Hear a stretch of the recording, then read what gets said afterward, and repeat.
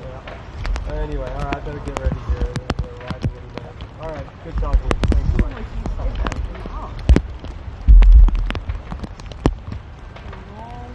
Nice to see you. Of course, I guess.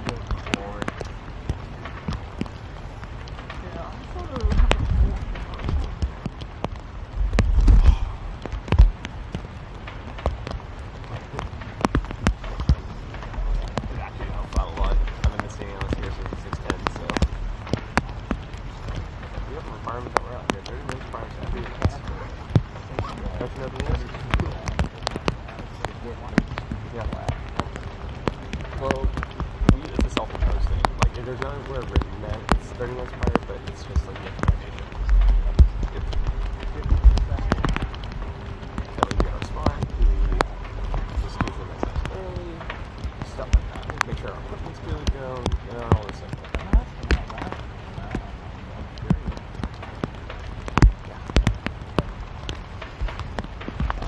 I kind of didn't think about the whole. I didn't even think that. I brought my peak coat.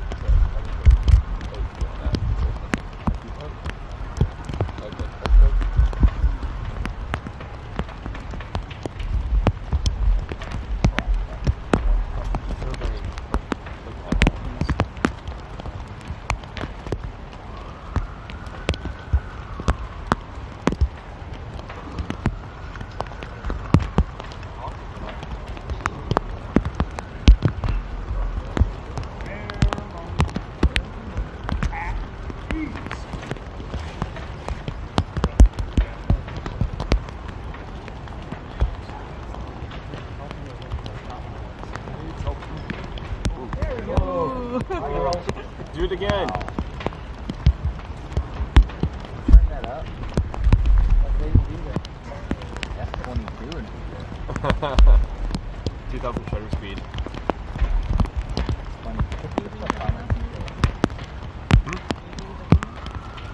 We have someone else's house.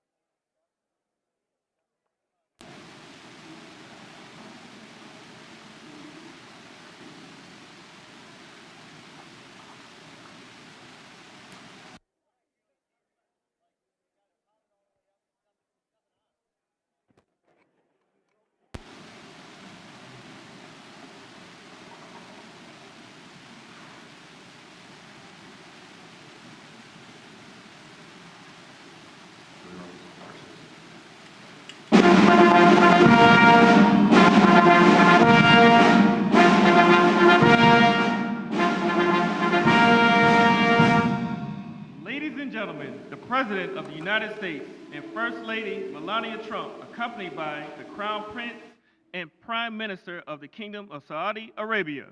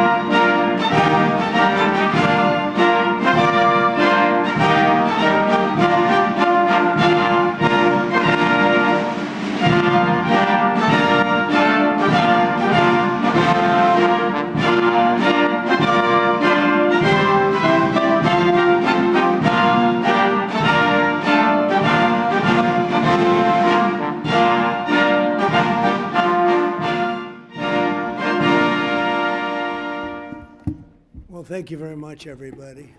Thank you. What an honor.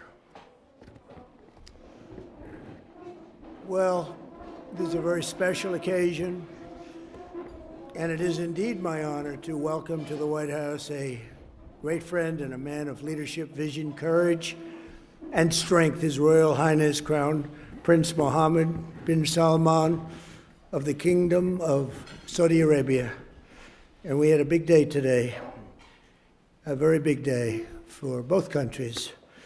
We've gotten to know each other well over the years, and he has become a true partner for peace and prosperity for our countries and for the world and for peace in the Middle East, which was a crowning achievement for both of us.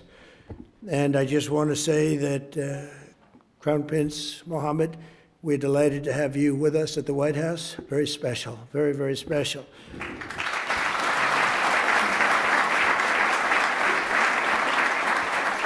I'd like to also express my gratitude to our wonderful First Lady for organizing this beautiful evening. She worked hard on it. Thank you very much, Melania. Thank you.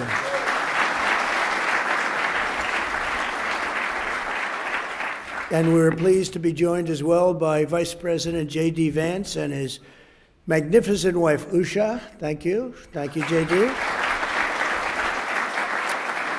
Speaker of the House, Mike Johnson, and his wife, Kelly. Thank you, Mike, wherever you may be. Thank you. Thank you, Kelly. Princess Rima. Thank you, Princess Rima. Such an incredible representative of your country. And you really are. We really appreciate it. Great job you do. And members of the Saudi delegation, we want to thank you very much for being with us. We spent a lot of time with you today in the cabinet. You're extremely good negotiators, that I can tell you.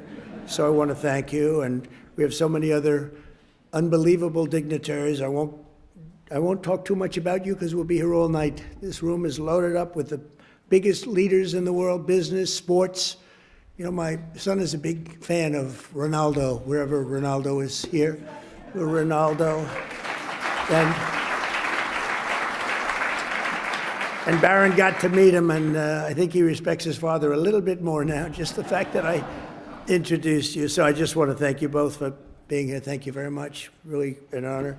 But I want to thank everybody because you have the biggest business leaders in the world. You have the biggest leaders politically anywhere in the world. And I think it's a group that maybe to this extent has never come together quite like this. I only wish we had about 2,000 more seats. We would have filled every one of them 2 times over. But very soon you'll be having that, and we'll have to do another one in about 2 years from now.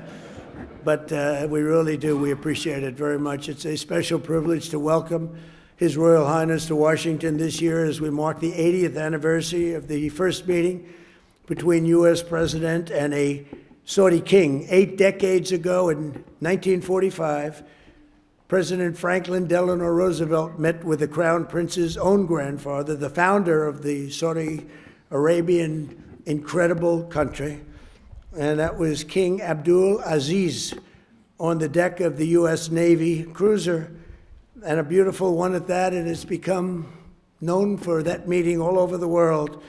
The two became immediate and warm friends, and in fact, when we were walking down the Presidential Walk of Fame today, I said, so which one, other than Trump, of course, because Trump absolutely is number one in this category, meaning friend to Saudi Arabia. I said, which is the greatest of the president's friends of Saudi Arabia? And I think you said, very truly, Franklin Delano Roosevelt. Now, he's a Democrat, so I don't know.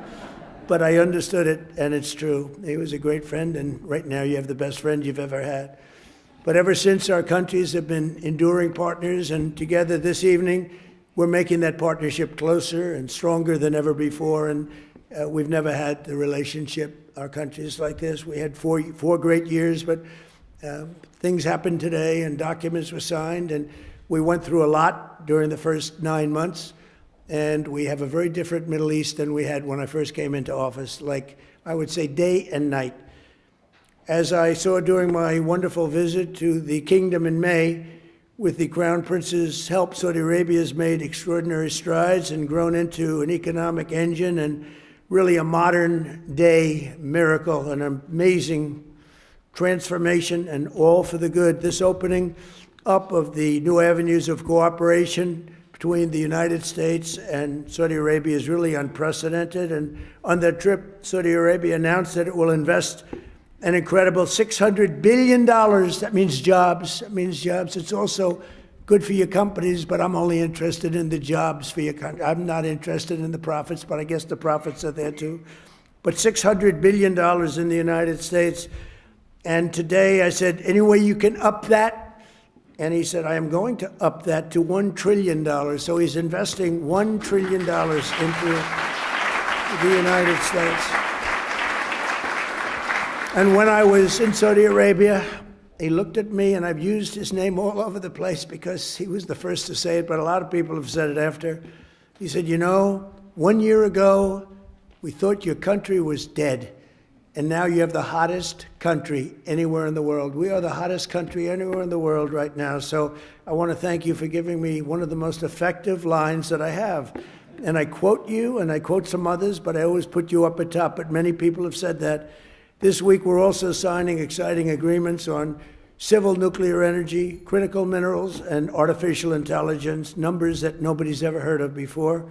And Jensen, I want to thank you. You had a great meeting of NVIDIA, wherever you may be. And I want to thank Tim Cook and Apple for all of the money that you're investing in the United States. They're both investing $600 billion, and we have numerous other companies in the room that are likewise investing large sums because they believe in what we are doing and what's taken place, this miracle that's taken place in the USA. Together, these will come together. We're going to have support the many thousands of American jobs that have been created and help solidify the USA and the world leader. We're really now by far the world leader in technology, and nobody even questions it. Advanced manufacturing and other vital industries. They were saying 2-3 years ago, when the country was really losing business, not gaining business, that we'll never be manufacturers again, we'll never be doing any of these businesses again, that are coming back to us in record numbers. AI plants, but maybe even most importantly, in a sense, the auto plants. They're all pouring back into the United States. And I have to say, because of tariffs, I'll also say because of November 5th, the election. But because of the tariffs, they're coming back. We have the head of Ford, we have the head of General Motors in the room, and their stock has gone through the roof because what I did with tariffs last week on certain kinds of vehicles, I won't get into it. It's called mid-sized trucks and large trucks. So I wanted to get into it because their stock went through the roof, and they were very happy. They did not really a hell of a lot of work. I gave it to them at their request, and for that, they get a big fat salary. But more importantly, they create jobs all over the country. It's been amazing. And the business you've gotten in the mid-size and the large trucks because of what we did with tariffs is incredible. It's incredible. So I congratulate both companies, and thank you both for being here very much. And as we announced in May, Saudi Arabia is also making an enormous commitment to building up its own defense capabilities with the largest arms purchase in history, nearly $142 billion worth of American military equipment and services. And as I've said many times, and we've demonstrated just a short while ago, but quite a bit. We make the best military equipment in the world by far. We make the best jets, the best missiles. We make the best military equipment in the world. There's nothing even close. But this will mark and make both of our nations safer and cement the kingdom's role as a key force for stability and security in the Middle East. And they are, I think right now, I can say with what we did with our beautiful B-2 bombers going in and obliterating a very serious nuclear threat, which would have taken place in about a month from that date. They were ready to go. They're not ready to go anymore. They'd like very much to make a deal with us, and they call us, and we'll end up probably doing that. That's Iran. But when you really think about it, Your Majesty, I think that this is the best in terms of safety. Saudi Arabia has never been as safe as it is right now. You always had a little cloud over your head, and sometimes that cloud was very big. That cloud is not there anymore, and we want to keep it that way. So that's why tonight I'm pleased to announce that we're taking our military cooperation to even greater heights by formally designating Saudi Arabia as a major non-NATO ally, which is something that is very important to them. And I'm just telling you now for the first time because I wanted to keep a little secret for tonight. I just heard him say, "Oh, that's nice." That's another point you won today. And signing a historic strategic defense agreement, which we just signed a little while ago. So congratulations. It's our honor.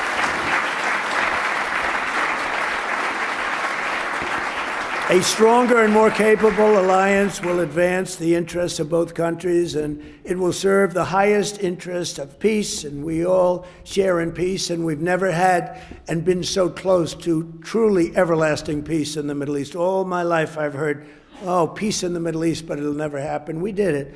Now we have to make sure it matures properly and is really as strong as we think it can be, but we've gotten all good signals. I want to just thank you for all the help, too.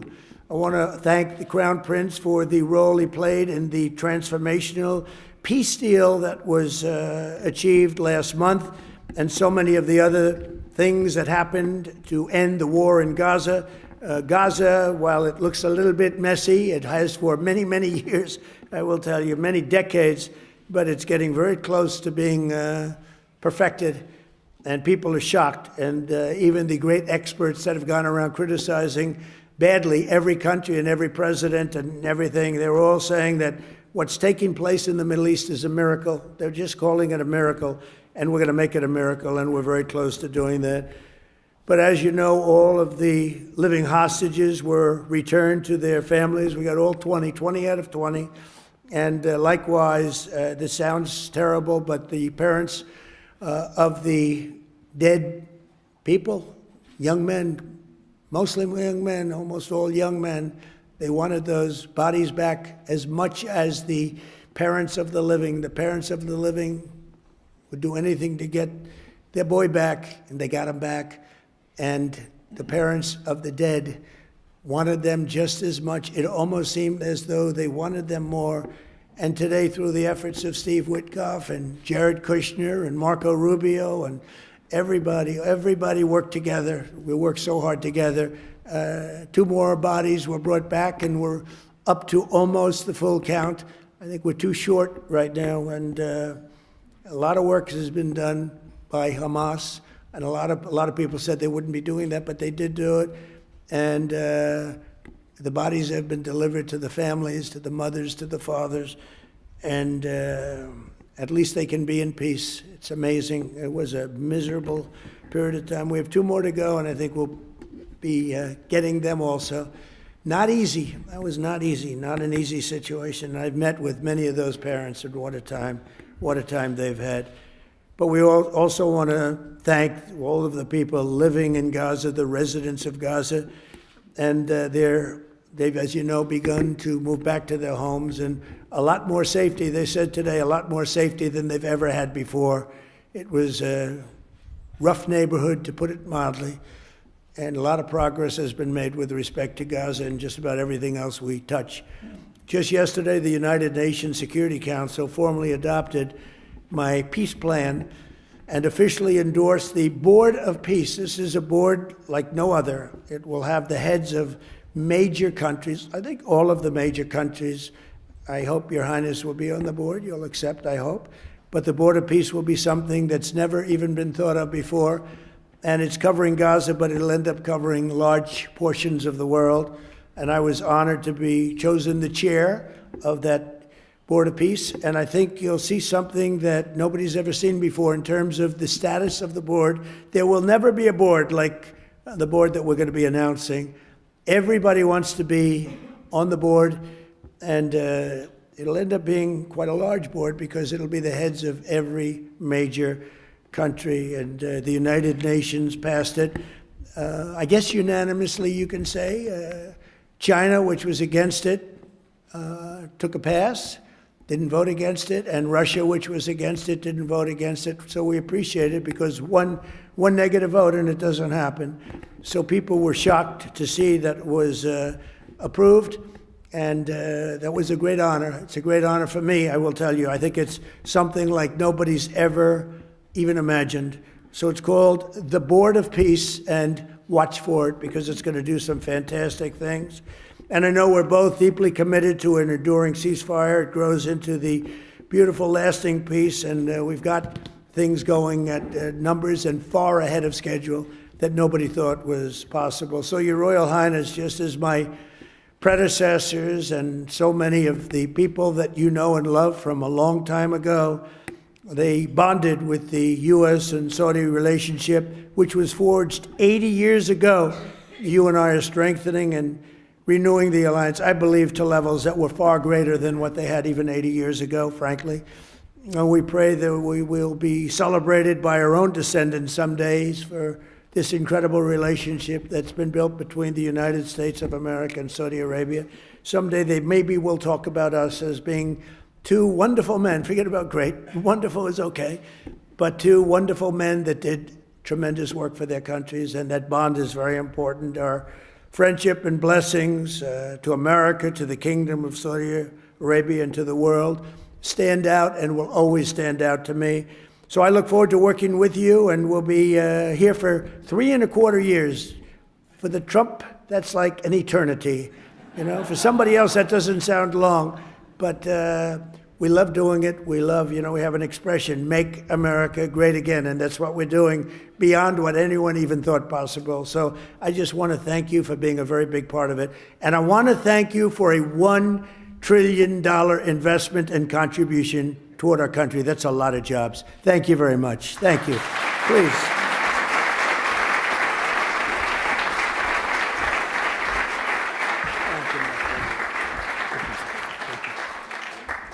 Well, it's too hard to speak after Mr. President. No one speaks better than him. But first of all, I will start with thanking Mr. President for the warm and great welcome that we have today. We feel home, and this relation started around close to 9 decades ago with Roosevelt and King Abdulaziz, who established the modern Saudi Arabia. Also, I've known that America is almost celebrating 250 years of establishment, and also in 2 years we will celebrate in Saudi Arabia 300 years of establishing Saudi Arabia. We've been since the last 9 decades working together in many areas. During the World War II, we was a major supplier for oil. During the Cold War, countering extremism, terrorism, but during that time, we've been also working on a lot of economical opportunities. But today, it's a special day. We think the horizon of the economical cooperation between Saudi Arabia and the rest of America, it's bigger and wider in many areas. We've been signing a lot of agreements that are going to open the door to develop the relation deeper in many areas, and we're going to work on it. We believe the opportunities is huge, so we're going to focus on implementation and keep increasing the opportunities between our both countries. So thank you again, Mr. President. Thank you very much. And also, before I come here, someone told me that there is in some of the bidding sites that they are bidding on me wearing black suits, and if you bid on me wearing black suits and coming here with the black suits, they're going to get almost 17x. So I want to tell them, sorry, you lose the bid. Maybe next time. So thank you, Mr. President. Thank you. Very much. Appreciate it. Thank you very much.